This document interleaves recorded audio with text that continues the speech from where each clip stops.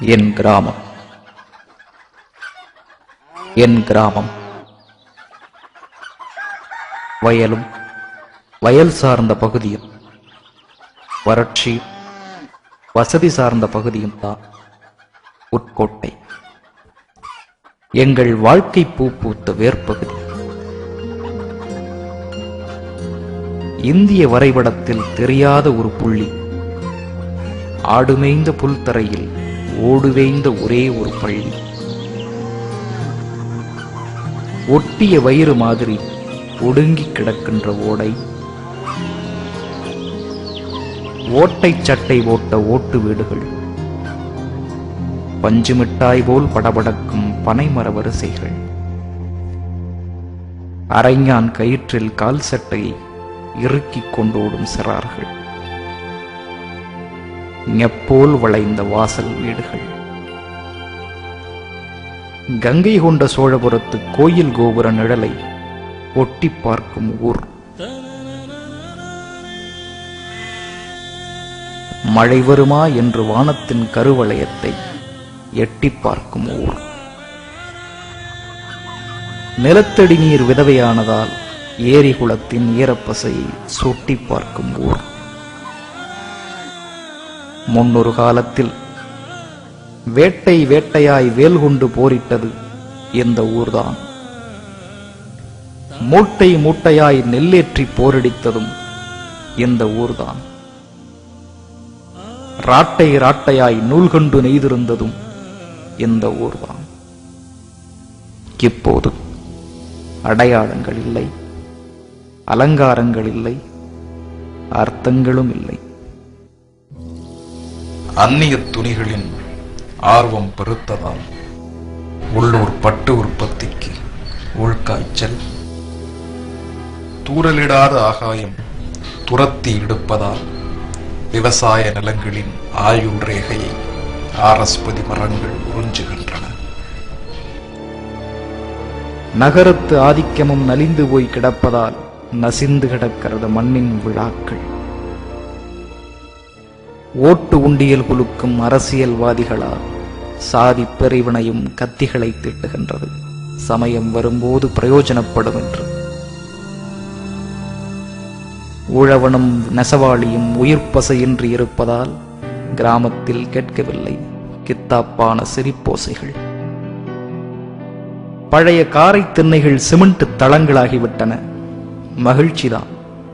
ஆனால் காரை திண்ணையில் கூடிய பாசம் காங்கிரீட் திண்ணைகளில் காணவில்லை. வீட்டுக்கு வீடு வரவேற்பறைகளில் தொலைக்காட்சி பெட்டிகள் வளர்ச்சிதான். ஆனால் நடைமுறை உறவு முறைகளும் நாடகங்களாகிவிட்டன. கடிகாரம் கட்டாத கைகளிலும் கனகச்சிதமாக செல்போன்கள் புரட்சிதான். ஆனால் உயிர் துடிப்புள்ள விசாரிப்புகள் அந்த உலோக போன்களில் கேட்பதில்லை. வசதி கூடிய வாரிசுகள் வாயில் கான்வென்ட் வாடை உயர்ச்சிதான். ஆனாலும் கான்வென்ட் சீருடைகள் கிராமத்தை கால் உறைக்குள் திணித்து விட்டது. எத்தனை இருந்தாலும் என்ன கிடந்தாலும் ஏதோ ஒரு ஈர்ப்பு சக்தி இருக்கிறது ஊர் முதுகில். உழவு புழுதியின்றி போனாலும் மினி பஸ் வந்து கிளப்பும் புழுதியில் அடிக்கிறது மண் வாசம். அழுக்கடைந்த கைகாட்டி மரம் ஊர் பெயர் காட்டும் போது கண்களில் ததும்புகிறது இதயம். சுட்டெரிக்கும் வெயிலில் சும்மாடு கட்டிய பெருசுகள் சில நல்லாருக்கியா என்று கேட்கையில் நனைகிறது விழியோரங்கள். 93 வயது வரை தட்டு தடுமாறி தாத்தா நடந்த வயல் தடங்கள். அனாவாய் சேமித்த அப்பாயி அரைத்த ஆட்டாங்கள். பெரியப்பா ஓட்டிய ஊரின் முதல் சைக்கிள். அப்பா விளையாடிய கால் முறிந்த மரக்குதிரை. எத்தனையோ மாடுகள் பிறந்து இறந்து போன மாட்டுக் கொட்டாய். சில மைல்கள் நடந்து கடந்தால் வரும் குலதெய்வ சிறு கோயில். நாங்கள் 2 தலைமுறைகளாய் சுற்றிய பெயிண்ட் இழந்த பெருந்தூண்கள். பழைய கதை பேசுகின்றது. கேட்பதற்குத்தான் யாரும் இல்லை. எங்களின் சிரிப்போசைகளையும் சேமித்து வைத்திருக்கின்ற நெல் குட்டும் பத்தாயம் ஏதோ சொல்லுகின்றது. ஒருவருக்கும் நேரமில்லை. கிராமத்தின் வாழைமர இலைகளில் சாப்பிட்டது வெறும் சோற்றை மட்டுமா? இலைகளில் இருந்த மண் சத்தையும் சேர்த்துத்தானே.